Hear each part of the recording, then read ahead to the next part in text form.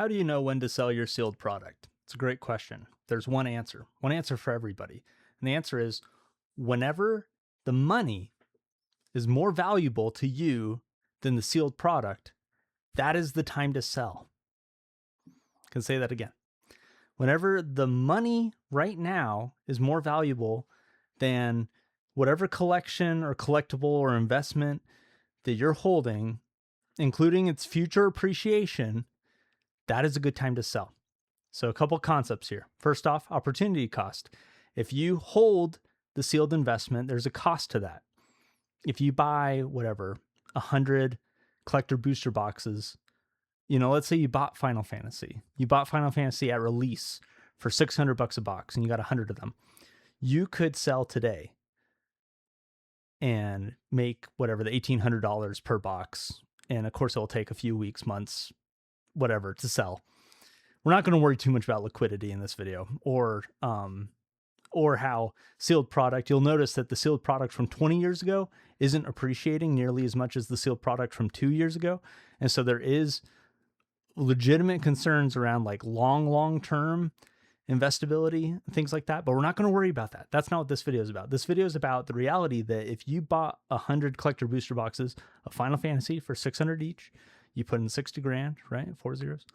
And you could sell today and turn that 60 grand into, 180 grand, or you could hold on to it.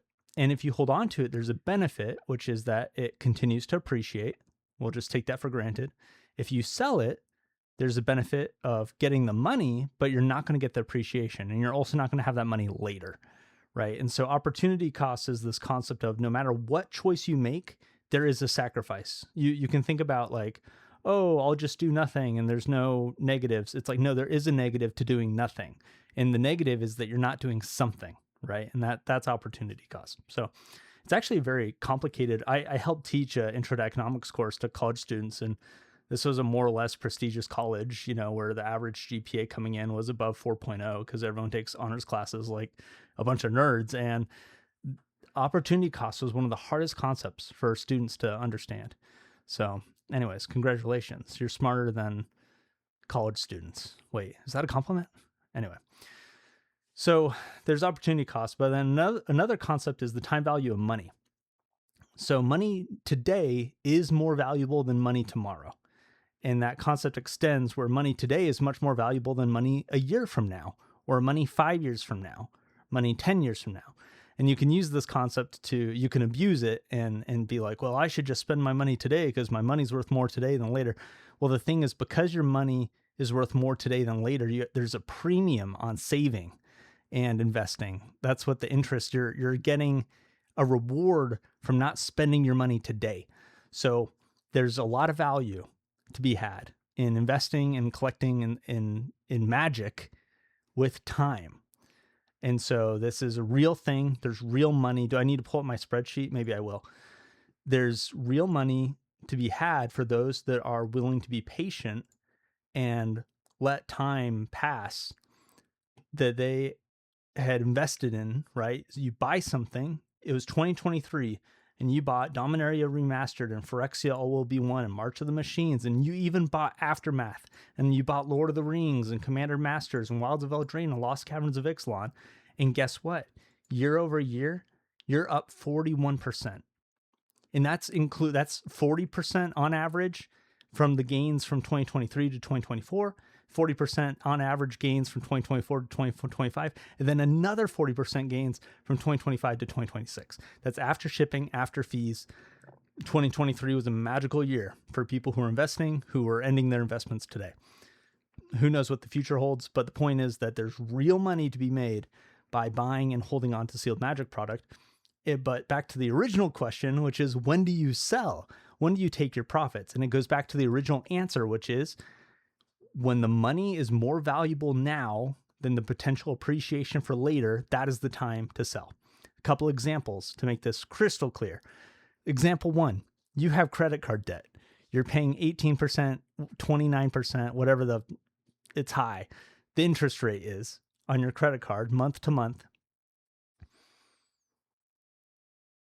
Yes, your magic from 2023 is appreciating at 40% year over year, but odds are that the stress of debt for you is not worth any potential gains, especially because they're not guaranteed. There's high risk with all these magic products. The stress of debt is not worth holding on to sealed product.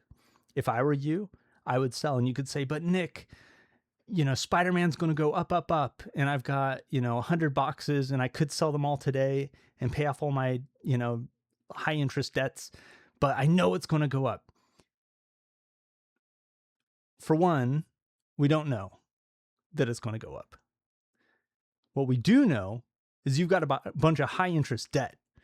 And so from my, not a professional risk management lens, when you have a guaranteed downside to holding onto your sealed inventory and a non-guaranteed upside to holding onto your sealed inventory, it makes a lot of sense to sell your sealed inventory, pay off those debts, and start again. Life isn't over. You can sell today and you can buy tomorrow. If you made mistakes to get into debt, don't make those same mistakes again.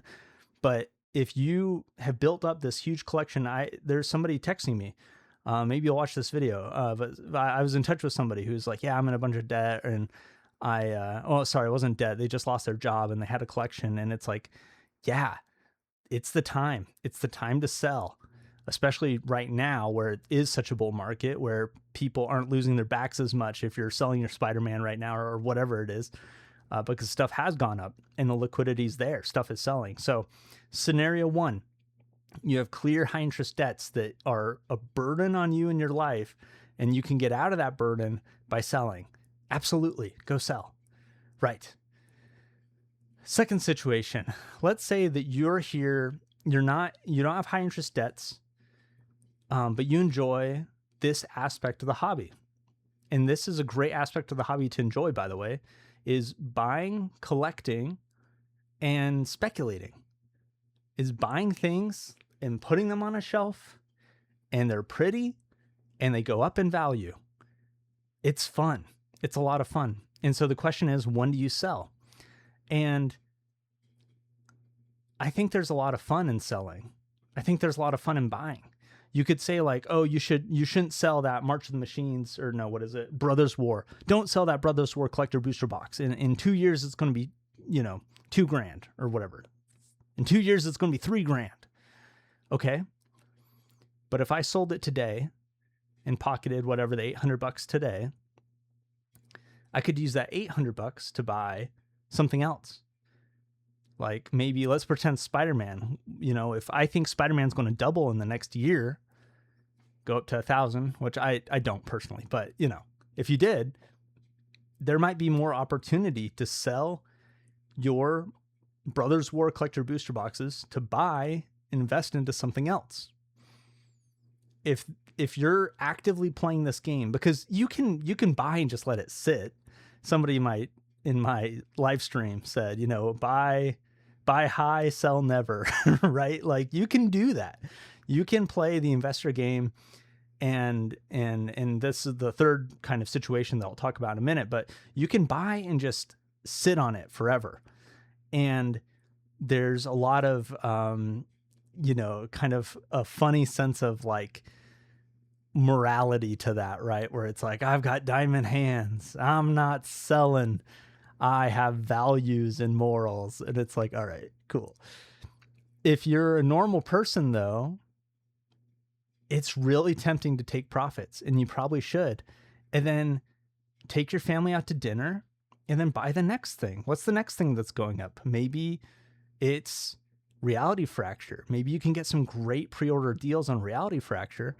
And so you can turn, your whatever, $800 from Brothers War into 3 Reality Fracture collector booster boxes.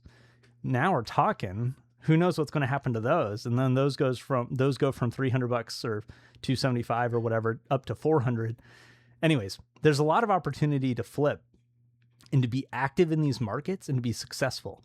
And so all this is to say is that for person number 2, where you enjoy the game, you enjoy the buying and the selling, the churning and the flipping, you enjoy making money, The right time to sell there's a lot of variables in it, but you should be looking to sell often. The whole, buy it, leave it on a shelf, let it appreciate forever is not the way to make the most money. Ideally, as it's a meme, you just buy low and you sell high, right? Anon did an incredible video a couple days ago about turning $10,000 into $100,000. And that was all from 6-month flips, essentially. It was like buying Final Fantasy when they get reprinted and they cost $120 a box, and then waiting until they're 6 months later when they're $220 a box and selling. And there's many, many opportunities like this. There's an opportunity like that right now with Marvel Jumpstart, where the price is kind of crashing because they had a second wave, and you can buy cases and hold on to it. And odds are in 6 months, the price is going to be up. Now, could they reprint it and the price goes down even further? Yeah, absolutely. There's a lot of risk to these things. But anyways, there's just opportunities to buy stuff and flip stuff. What I've done, what I've really enjoyed doing this year is buying collector booster boxes right at like pre-order good prices, not the Hobbit prices, not the Hobbit pre-order prices. You could have pre-ordered Secrets of Strixhaven collector booster boxes on different people's websites for $3.25 each. They come out, they're $4.25 each. After shipping and fees, you're pocketing like what, $40-50 each. So you're just instant tendies. I guess it takes a couple weeks for the set to come out, for the boxes to get to you, for you to sell them, ship them, whatever. And it's obviously effort. It takes some effort. But Lore and Eclipse was the same way. Teenage Mutant Ninja Turtles, I didn't think it was going to be the same way, but it was. You could pre-order those boxes for $300, and then immediately at release they're $400. And so, it's like, it's fun to have a shelf like this, but ideally, if I was like really optimizing my money, I would turn all this into cash, and I would just be buying as many low-costed, not the Hobbit, like I said, the prices are crazy, but Reality Fracture, for example, just trying to pre-order as many Reality Fracture boxes as I could, collector booster boxes, and then at release, be able to just flip those, make a ton of money, and then on to Star Trek. Although Star Trek pre-orders prices are crazy right now too, so we'll see where those land. But anyways, you get the idea. So that's the second situation. First situation is like you have high interest debt, and the obvious advice is to sell, get out of debt, or get as much out of debt as you can, and then start the game over. It's fun to buy and collect and hoard and then eventually sell and stuff.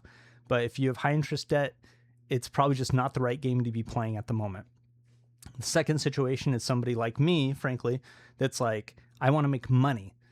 When do you make money? When do you take profits? It depends on every product. But if the price has gone up and you have an opportunity to sell it because there's something better that you can buy and speculate on or invest into that you believe is going to go up in the next year or two or a few months, then do it, right?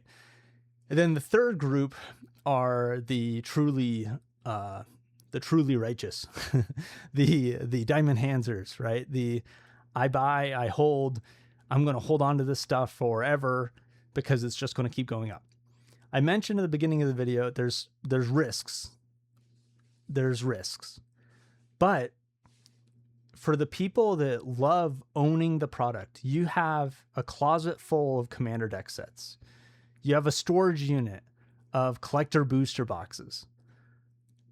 And you're in a financially great position and you don't need to sell. You can just continue to buy.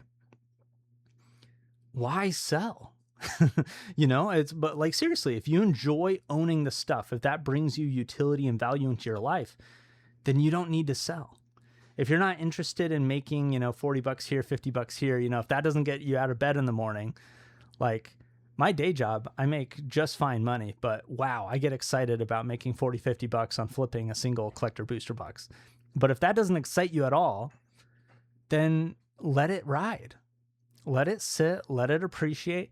We've seen the $1,000 collector booster box. We've seen the $2,000 collector booster box. We've seen a $10,000 TCG Player collector booster box sale.